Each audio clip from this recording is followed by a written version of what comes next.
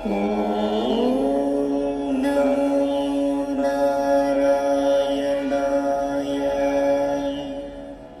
ലക്ഷ്മീ നൃസിംഹ കരാവലംബ സ്തോത്രം.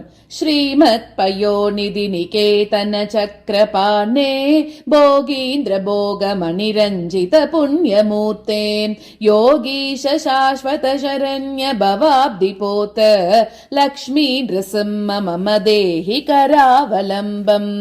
ബ്രഹ്മേന്ദ്ര രുദ്ര മരുദർക്ക കിരീടകോട്ടി സംഘട്ടിതാംഗ്രി കമലാമല കാന്തികാന്ത ലക്ഷ്മീലസത് കുച സരോരുഹ രാജഹംസ ലക്ഷ്മീ നൃസിംഹ മമ ദേഹി കരാവലംബം.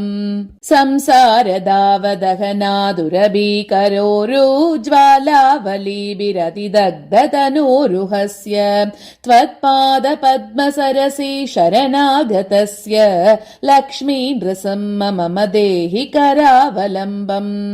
സംസാരജാലപതിതസ്യ ജഗന്നിവാസ സർവേന്ദ്രിയാർത്ഥ ബഡിശാർത്ഥ ജശോപമസ്യ പ്രോത്കണ്ഠിത പ്രചുര താലുകമസ്തകസ്യ ലക്ഷ്മീ നൃസിംഹ മമ ദേഹി കരാവലംബം.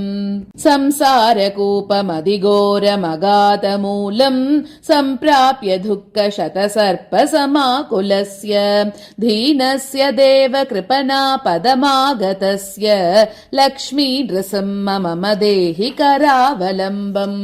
സംസാരഭീകരകരീന്ദ്രകരാഭിഘാത നിഷ്പിഷ്ട മർമ്മവപുഷ സകലാർത്തിനാശ പ്രാണപ്രയാണ ഭവഭീതി സമാകുലസ്യ ലക്ഷ്മീ നൃസിംഹ മമ ദേഹി കരാവലംബം.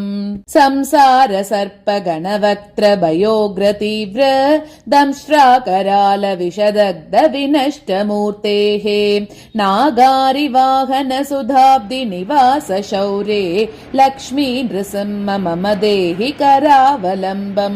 സംസാര വൃക്ഷമഗബീജമനന്ത കർമ്മ ശാഖാശതം കരണപത്രമനംഗ പുഷ്പം ആരുഹ്യ ദുഃഖഫലിതം പതതോ ദയാലോ ലക്ഷ്മീ നൃസിംഹ മമ ദേഹി കരാവലംബം.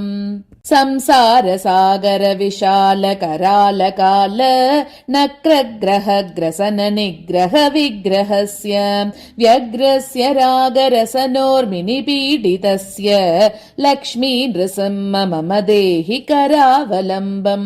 സംസാര സാഗര നിമജ്ജന മുഹ്യമാനം ദീനം വിലോകയ വിഭോ കരുണാനിധേ മാം പ്രഹ്ലാദ ഖേദ പരിഹാര പരാവതാര ലക്ഷ്മീ നൃസിംഹ മമ ദേഹി കരാവലംബം. സംസാര ഘോരഗഹനേ ചരതോ മുരാരേ മാരോഗ്രഭീകര മൃഗപ്രവരാർദിതസ്യ ആർത്തസ്യ മത്സരനിദാഗ നിപീഡിതസ്യ ലക്ഷ്മീ നൃസിംഹ മമ ദേഹി കരാവലംബം. ബദ്ധ്വാഗലേ യമഭടാ ബഹുതർജയന്തഃ കർഷന്തി യത്ര ഭവപാശശതൈര്യുതം മാം ഏകാകിനം പരവശം ചകിതം ദയാലോ ലക്ഷ്മീ നൃസിംഹ മമ ദേഹി കരാവലംബം. ലക്ഷ്മീപതേ കമലനാഭ സുരേശ വിഷ്ണു വൈകുണ്ഠ കൃഷ്ണ മധുസൂദന പുഷ്കരാക്ഷ ബ്രഹ്മണ്യ കേശവ ജനാർദന വാസുദേവ ലക്ഷ്മീ നൃസിംഹ മമ ദേഹി കരാവലംബം.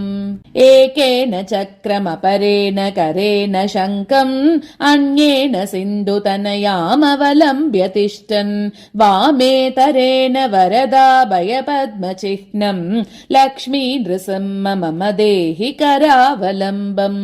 അന്തസ്യ മേ ഹൃദവിവേക മഹാധനസ്യ ചോരൈഃ പ്രഭോ ബലിഭിരിന്ദ്രിയ നാമധേയൈഃ മോഹാന്തകൂപകുഹരേ വിനിപാതിതസ്യ ലക്ഷ്മീ നൃസിംഹ മമ ദേഹി കരാവലംബം.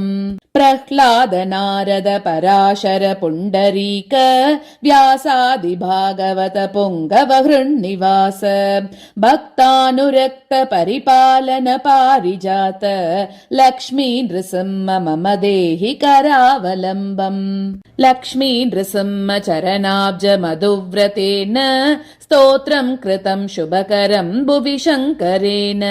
ये तत्पठन्ति मनुजा हरिभक्तियुक्ताः ते यान्ति तत्पद सरोजमखण्डरूपम्। इति श्री लक्ष्मी नृसिंह करावलम्ब स्तोत्रम् समाप्तम्।